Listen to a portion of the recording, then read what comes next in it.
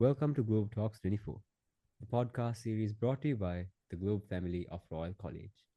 In this series, we delve into insightful conversations with educational leaders, educators, innovators, students who aspire, teachers who inspire, and alumni who have achieved from around the world, exploring topics that shape our education landscape and beyond. I'm your host, Kiran Chandaseri. For today's episode, we have with us a special guest, Mrs. Ranoshi Siripala. She is an ecologist who is associated with the Sri Lankan Land Development Corporation. She is currently serving as the in charge of Diasuru Park, a leading wetland center in Colombo, and engaged in urban wetland restoration and water quality improvement projects. So, hello, Miss. Yes. So, Miss, my first question for you today is how do wetlands contribute to biodiversity and ecosystem health on a global scale? Uh, Thank you for having me for your podcast today, Kiran. It's a very good question because, wetlands, these are the most dynamic ecosystems in the world. And Yes, all the wetlands in the world are with the international significance. If we date back to the period where the Ramsar Convention started in 1972, the Ramsar Convention actually started because the migratory birds in certain countries were highly affected. Their population was highly diminishing due to the lack of wetlands in certain countries. So, internationally, all the wetland protectors, wetland stakeholders got together to protect these wetlands globally to protect particular migratory bird species and biodiversity within there. So it means, that wetlands are the hubs of biodiversity, not only a particular taxonomic group, if we consider plants and the animals, all the sort of animals, including the birds, butterflies, dragonflies, mammals, reptiles, and even the microorganisms. Even though we can't observe them, there are so many natural processes, natural cycles are continued within all these wetlands, and therefore every wetland, even the most degraded wetlands in the world, they are providing habitats for a large array of organisms. It holds a huge biodiversity. Therefore, there's no doubt that wetlands provide biodiversity hotspots for several taxonomic groups and organisms. Yes, Miss. As you said, wetlands are very important for our environment and to keep our biodiversity safe. So, how do we manage our wetlands sustainably, Miss? Yes, wetlands are very significant, not only from the biodiversity perspective, wetlands are the kidneys and lungs of the ecosystem. It means it can filter all the toxic material, toxins coming to the Yes, wetland, and also it can filter the air. It can filter water, it can filter air. So they are the lungs and kidneys of the ecosystem. So, yes, apart from being the habitat providers for biodiversity, it serves a lot of activities, water retention, mitigation of floods, and so many other climate change regulation, provision of food. There are several ecosystem services provided by wetlands. So, when it comes to wetlands, among them, urban wetlands are more significant because urban wetlands are the wetlands we can see within the urban setup, within the city context. So these urban wetlands are in a huge threat. They are under a severe pressure of all these urbanization, pollution, contamination. With all these things, the sustainable management of wetlands has become of critical importance globally. So if we consider the urban wetlands in Colombo, I don't know whether you are aware that Colombo is the first wetland Ramsar capital city in the world. Ramsar International is the global arm in managing the wetlands. They have declared Colombo city as the first wetland capital city in the world because we have about 31% of cover of wetlands. So these wetlands are, that early these wetlands were used, especially during the period of creating the parliament and parliament lake. With that, the development era, actually these low-lying areas and wetlands were infilled to have massive developments. If we consider almost all the massive developments within the administrative capital city of Colombo, Srijadurapura, they are on the field areas. Actually, my Yes, organization, Sri Lanka Land Development Corporation, this was established to fill the low-lying areas and use such lands for development, especially within the Colombo city development. But later on, with yes, the major floods we got for Colombo, especially in 2010 and 2016, we identified the importance of these wetlands for flood retention, the rainwater storage. So with that, we are shifting from filling and development period to the wetland conservation period, where for the conservation actually our traditional practice was to restrict the entrance of people to these wetlands. But somehow after a while we got to know that this is not a successful and sustainable method. Therefore, we were shifting to the wise use of these wetlands. Actually, this happened especially together with the wetland management strategy conducted for Colombo catchment in 2015. So at there, we identified that wetlands should be wise used. Wise used in the sense we had like harmonized the development and the community well-being and existence of these wetlands. That's why actually we were like shifting to, especially during the post-war country, we were like moving more to have public parks, wetland parks, wetland-related education centers within the Colombo city. That's why we have a lot of parks today. Early, I don't know whether you all can remember, early when we were schooling, only park we had is Vihara Mahadevi Park. We didn't have any public parks other than that within Colombo. So, now what you can see, there's Diyatuyana, there's Navala Valley Park, Deersaru Park is also there, Baddagana Wetland Park is there, Kote Rampat Park is there. The green spaces, these wetlands, are used in a way to provide the human well-being, and I think that is the most sustainable way because we can't keep the people away from these wetlands, especially when it comes to the urban and city context. So that is where we apply the wise use concepts for the sustainable management of these wetlands. yes, miss. So now you mentioned that wetlands are the lungs of our environment. So can you please explain the role of wetlands in water filtration and maintaining water quality? Yeah, it's a very good question, Kiran. I will explain it like that. Okay, you know that the Colombo has two capital cities. Colombo, we have a commercial capital city, and Srijadinapura, which is our administrative capital city. So if we consider the landscape and the land use of these two capital cities, within the commercial capital, we have a water body which is Dera Lake. And within the administrative capital city, we have the Parliament Lake, Kalangama Tank, and Mulleriava Tank, like that, and also a canal network which has a length of about 44 kilometers. So when we consider Beira Lake and Parliament Lake, when we consider these two lakes, Beira Lake is also surrounded by a marsh area, but by now it is completely developed and it's completely concreted to have massive buildings. And I hope you know about the water quality of Beira Lake. It's highly eutrophicated.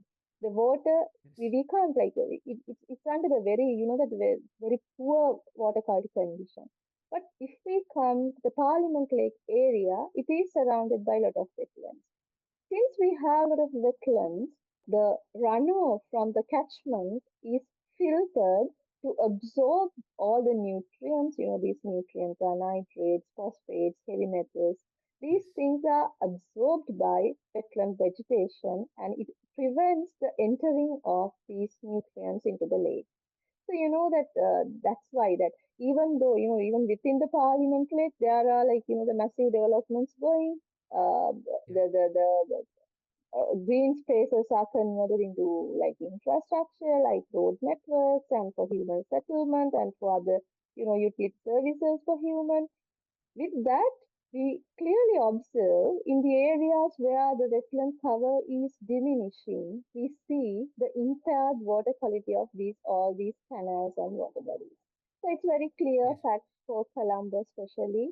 Wetlands serve a major role in water quality improvement and water filtration. That is mainly because of, there are wetland vegetation like reeds, sedges, and grasses, and also the other wetland plants to absorb all these nutrients. Therefore, all these nutrients are filtered, and we call that as the bioremediation. It's a nature-based solution. Okay, the bioremediation by plants, we call it further as phytoremediation. All these Yes. phytoremediation treatment centers are the wetlands, and thereby the water quality is improved. I see, Miss. Now, you also mentioned that we have to coexist with wetlands. And so, I would like to know, how can local communities be involved in conserving and sustainably using wetlands? Yes, Kiran, this is a very broad area. Actually, when we were starting the wetland management within the Colombo city, we were always, we didn't have much, recorded formal scientific research and findings and things like that.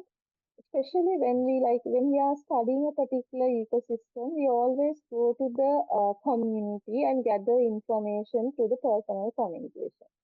So when we evaluate the conditions of these wetlands, also we went to the people, the general public, general community, maybe the farmers, maybe the housewives, maybe the students, or several categories. So at there, we gathered the information. And nowadays, we call that as it is a separate sector in the scientific research and data gathering systems, and we call it as a citizen science or community science. The person who engage with the such kind of activities are citizen scientists or the community scientists. Any person, any citizen can be a community scientist.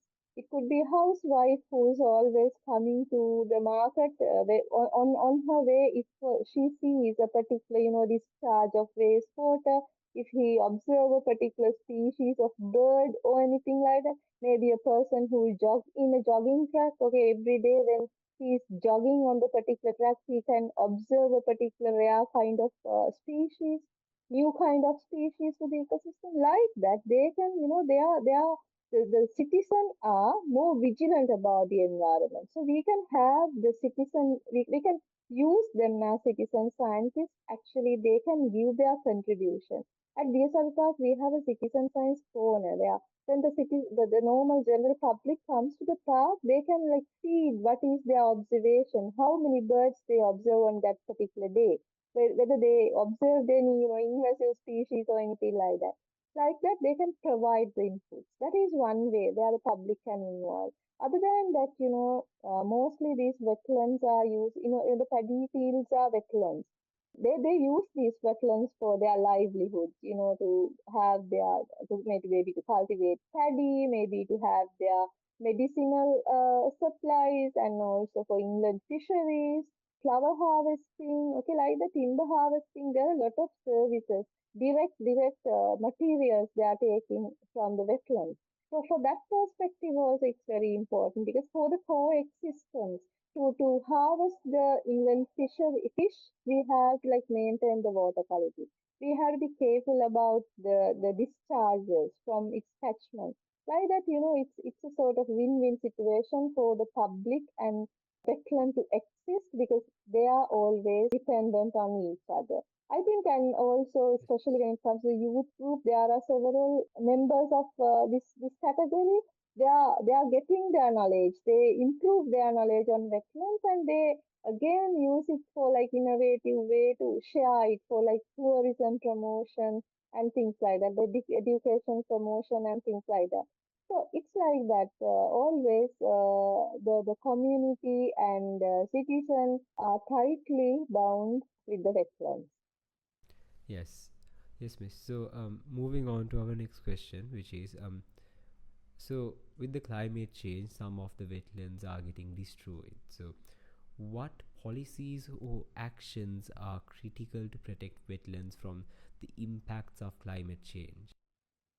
Impact of climate change and protection of wetlands and also the policies. I will like take them as three different areas. So, the wetlands are mainly protected under several legal instruments, several acts passed by the parliament. Especially at there, we have to consider the National Environmental Act and also Fauna and Flora Protection Ordinance and also the Land Reclamation Act. Like that, the infilling of wetlands is prohibited. There are several laws applicable for that, and also there are several policies for that at the same time. When it comes to climate change, that climate change is now we can see everywhere. Even if you Yes, look yes. at the rainfall during the past year, this year, every month almost there is a rainfall. So with that, when the climate is changing and when the floods are coming, we have to keep these retention areas for water retention. At the same time, we have to maintain them to provide their inherent ecosystem services. So at there we have, that the legal support for that. Even when it comes to the SLLDC Act, infilling of low-lying areas without the proper procedure is a criminal offense. Therefore, Yes, like that, yes. there are advancement of policies to mitigate all these climate change impacts and everything. And we can see there are progressive improvements in the country in that perspective. So, Miss, what are the biggest challenges in balancing wetland conservation with urban and agricultural development, Miss? Biggest challenge in the sense, especially being a city, the city needs infrastructure, there's no doubt. So when we develop the infrastructure, we never think about the settlements to compensate. So we are always going for bare land. And there, the wetlands become the victim. So whenever a road Yes. construction comes, whenever another township development comes, the first attention goes to these wetlands, the low-lying areas. So it was the trend all those days. But now, with the wise use concept, we are shifting from that. Actually, these wetlands, we had to convert them also into income generating spaces. If we leave a wetland as it is, it would be a dump yard or a place where all the illegal activities are taken place. Instead, Yes, when we Miss. convert them into the parks or some other, that nature friendly, eco friendly land users, we can generate the income as well. So DSR Park is one such example where an abandoned land was converted into a nice wetland center. It's a wetland park. It hosts about 140, more than 140 bird species, including the migratory birds and the native birds. And it provides home to many butterfly and dragonfly species, including the endemic. So when there's and also it has a lot of landscapes, both natural and semi-natural landscapes. With all these things, there are a lot of people coming to spend their leisure time to, get the wildlife photography and also their event photography, videography, and everything at that place. And it is a source of income generation now. It means it's a self-sustaining ecosystem. So if we develop the ecosystem, that self-sustaining ecosystems, I think it won't be a burden or it won't be a choice for all these development activities. So we understand that we need the infrastructure at the same time with the increasing population to facilitate them, to de-stress them, we need the open spaces as well. So at present, Colombo being the first wetland capital city in the world, we are providing examples to the whole world with our best practices. Yes. Well, that is something we can certainly be proud about. So, how can we ensure wetland protection while meeting the growing global demand for land and resources, Miss? That's what actually I meant, Kiran. At there, we have to convince people that that the wetlands are not the victims of development. And other than, just using them for infrastructure or settlement, there are some other mandatory services from them also. Now the situation in India, air pollution and everything, and we have become, we have also has affected those negative consequences. If we don't have these coverage of wetlands in Colombo, no, there's no doubt that we also will have the same air pollution issues within the Colombo city as well. So I think more than everything, the development and everything, more than everything, oxygen and the breathing facilities are very much important. So wetlands are the lungs. They provide us clean air to breathe. So I think we have to always talk on behalf of these wetlands to protect them against such activities. So, Miss, I just want to take a quick stroll back to climate change. So, are there any emerging technologies or strategies that would help improve wetland resilience to climate change, Miss? Actually, we think that the technology can do a lot more to protect everything, but there are technologies, especially with the climate change, at the flood conditions, we use pumping stations to pump out the water.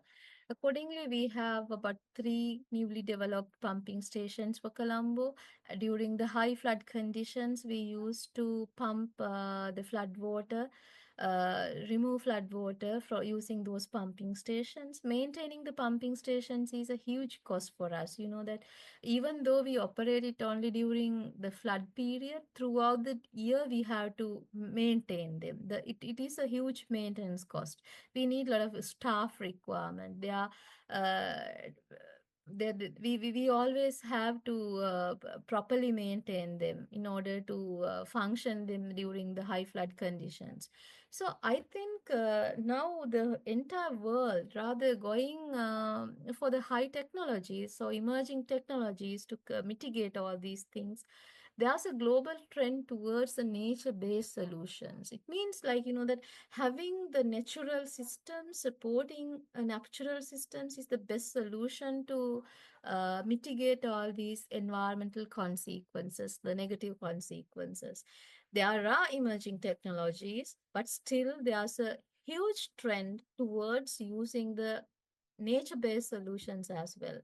For an example, if we consider the polluted lake restoration, especially like a lake like Bera Lake. So at there, if you are restoring the Bera Lake, there are several, that nanotechnology and the nano aeration technologies. There are a lot of microbial treatments and everything. But finally, Yes, the Miss. nature-based solutions support more, something like floating treatment wetlands, where the plants, vegetation grown on the rafts to float on water, they absorb a lot of nitrates and phosphates and thereby control the pollution conditions. So we have to, discover good technologies. At the same time, we can't forget about the nature-based solutions and maintenance and conservation of natural systems to mitigate all these issues. So, Miss, my final question for the day. Where can our listeners find out more about your work or follow your initiatives? And how can we as students help? Yes, if you are interested about joining with the activities we are doing as students, you can always contact the SRO Park. You can follow us on Facebook, Instagram, TikTok, and all YouTube and all the social media platforms. We are there, and you can forward us your proposal. Especially we do a lot of awareness activities. We call it as CEP activities: communication, education, participation, and awareness. For almost all the schools, you can arrange your school societies, environmental society, and every, like the nature related nature clubs and all the forums. We can make your students aware on that, and we can engage them with the upcoming activities. It could be the wetland cleaning, building or water quality monitoring, small mini projects are also there with us. We are connecting always our students, our youth with the international platforms for conservation of wetlands like Ramsar International, and also the Sarupak is a star wetland center under Wetland Link International, which is WILI, that is an international collaboration of wetland centers. There are 350 wetland centers globally. So we share all our good wetland management practices, wise use lessons learned in our forums together. So at there always we encourage the youth to engage with that. There are so many youth empowerment and youth advocacy campaigns going in all these wetland centers. So I warmly invite all of you, all your girls and boys of next generation, please join with the Sarupak and Sri Lanka Land Development Corporation for all these activities which we are doing to sustain the urban wetlands for a healthy Sri Lanka. Thank you. Well, thank you so much for joining with us today, Miss, and thank you for putting all of that effort into conserving our wetlands. But with that, we have officially come to the end of this episode of Globe Talks 24. So thank you to all the viewers of Globe Talks 24 for tuning in today. We will see you all in the next episode of Globe Talks 24. Make sure to follow us to stay updated as to when new episodes are dropping and any new updates. Have a great day.